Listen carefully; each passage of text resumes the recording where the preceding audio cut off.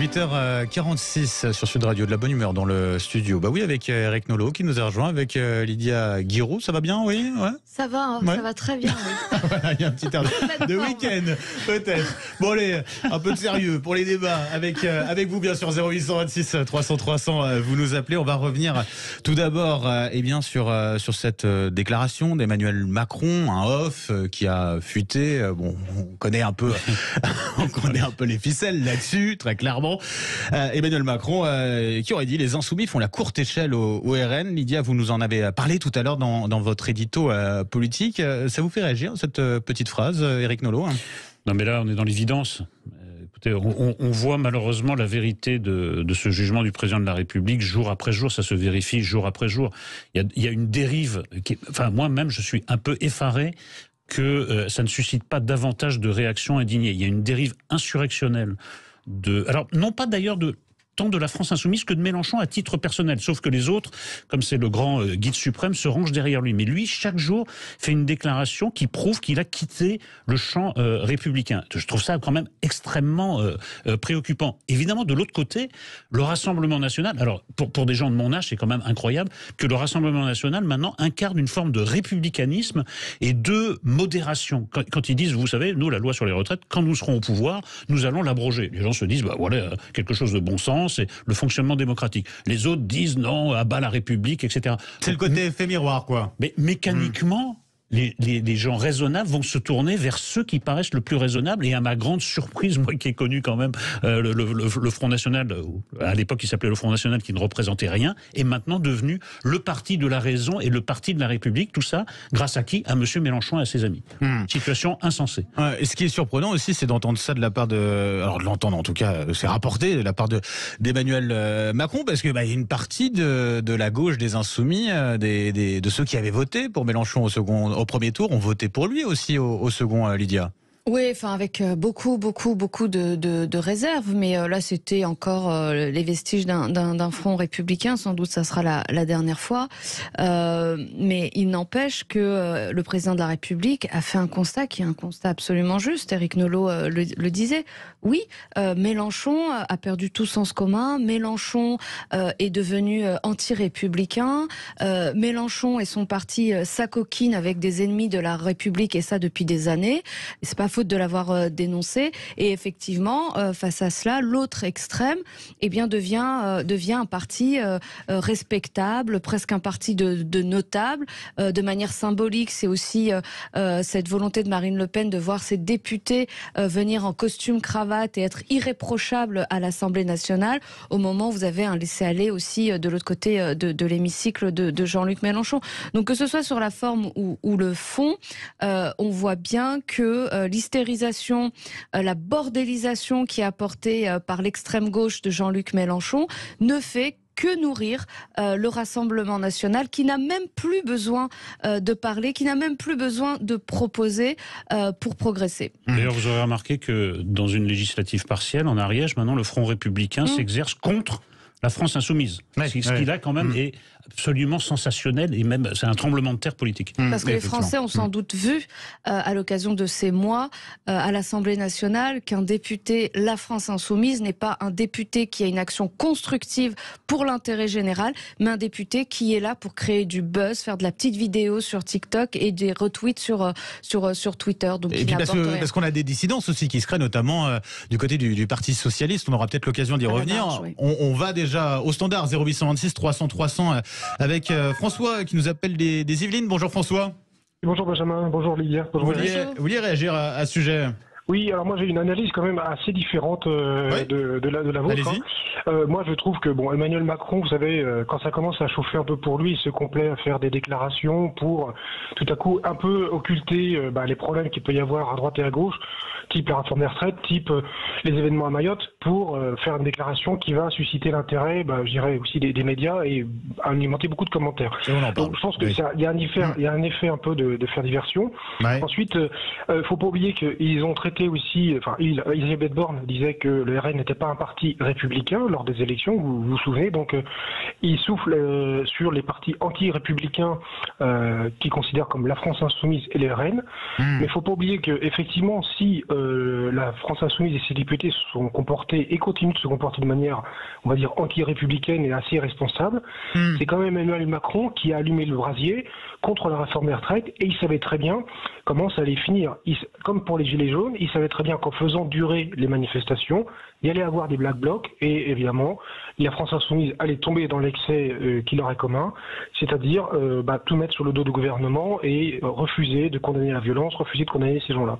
Donc pour moi, c'est surtout un effet de diversion dans lequel il ne faut pas tomber. Je vais faire réagir justement, alors peut-être Éric Nolot pour commencer. Alors c'est intéressant ce que nous dit justement François à l'instant, effet de diversion ou pas, c'est vrai qu'on en parle dans les médias, la preuve, et puis est-ce qu'il n'y a pas aussi un côté provoque, une petite provocation, quoi? Non, mais moi, avec ces petites phrases qui sortent sans cesse. Oui, je comprends l'analyse de François, mais je pense que de toute manière, cette volonté de bordéliser a été théorisée depuis longtemps et elle serait entrée dans la pratique quels qu'aient été les événements. Donc en fait, évidemment, ça a fourni, là je suis d'accord avec François, l'histoire du 49.3 et de la réforme des retraites a fourni un prétexte, mais justement ce n'est qu'un prétexte. Si ce n'avait pas été ça, ça aurait été autre chose.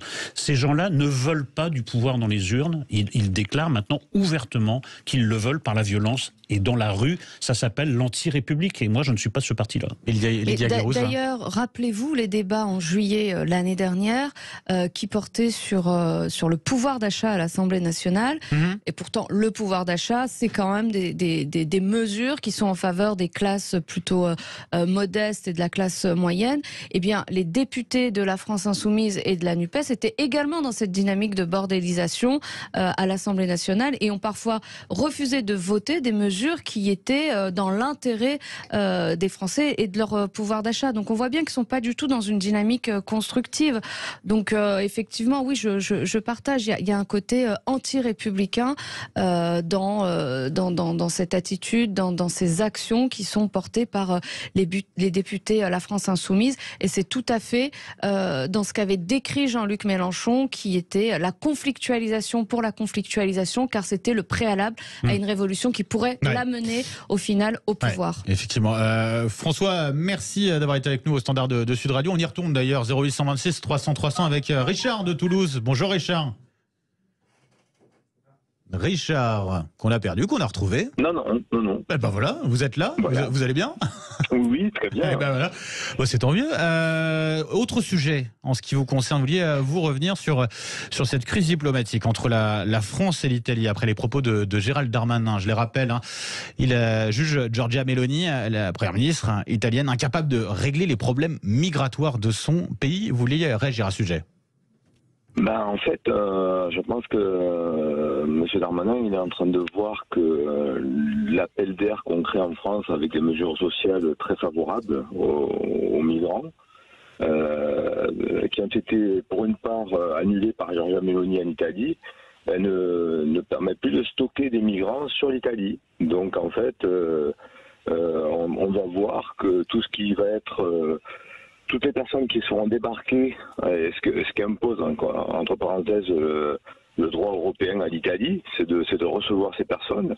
Elles arriveront en France. Donc M. Darmanin, il se prépare à ça, et il va devoir faire face à notre incapacité à prendre des mesures au niveau européen pour protéger l'Italie des débarquements, et il va réaliser que la France crée un appel d'air pour ces populations. Ouais, on va voir si ça sera le cas, Richard, mais vous avez raison aussi de rappeler effectivement cette décision de Giorgia Meloni de supprimer une partie des aides sociales. C'était en début de semaine. Lydia Guérouz, vous avez entendu à l'instant, Richard, une réaction aussi à ce sujet. Vous partagez cette analyse? Moi, je ne pense pas que ce soit la suppression de ces aides par Giorgia Meloni qui va mettre fin à la venue de ces migrants qui prennent tous les risques pour venir sur le territoire européen. Je pense que ça se poursuivra, et je pense que la réponse, elle ne peut être qu'européenne. Et avec ce qui a été proposé il y a quelques années, à savoir mettre des hotspots à partir des lieux de départ, des pays de départ, pour ne pas traiter les demandes d'asile sur le territoire territoire européen. Donc, en dehors d'une solution coordonnée européenne et de véritables moyens, eh bien, nous ne parviendrons pas à lutter contre ces trafiquants ces trafiquants d'êtres humains que sont les passeurs, et contre cette volonté qu'a une partie de la jeunesse désespérée de l'autre côté de la Méditerranée de prendre tous les risques, y compris ceux de mourir, y compris avec leurs enfants en traversant la Méditerranée. Ensuite, Giorgia Meloni a fait toutes les promesses, comme tout populiste, comme tout démagogue, a fait toutes les promesses pendant la campagne électorale en disant qu'elle arriverait à stopper. Or, on voit bien qu'elle n'y arrivera pas, et de toute façon, elle n'y arrivera pas toute seule. C'était aussi cela que Darmanin faisait lien, en l'occurrence, voilà, il faisait lien entre les promesses de Marine Le Pen et les promesses de Meloni. En quelques mots, pour conclure. Il faut distinguer entre le discours et celui qui tient le discours. Le discours est véridique. Giorgia Meloni, comme tous les gens d'extrême droite, roule des mécaniques et fait pas mieux que les autres. Après, celui qui tient le discours, c'est un peu ennuyeux parce que c'est le Premier ministre d'un pays qui gère pas très bien les flux migratoires. Non, il est à Mayotte. De l'Intérieur. J'ai dit quoi? Premier ministre. Non, pardon, le futur Premier ministre, peut-être, excusez-moi. Ministre de l'Intérieur. À Mayotte. Oui, non, mais moi j'ai des dons de divination. Non, ministre de l'Intérieur. Il me semble qu'à Mayotte, la gestion des flux migratoires se passe pas de manière optimale.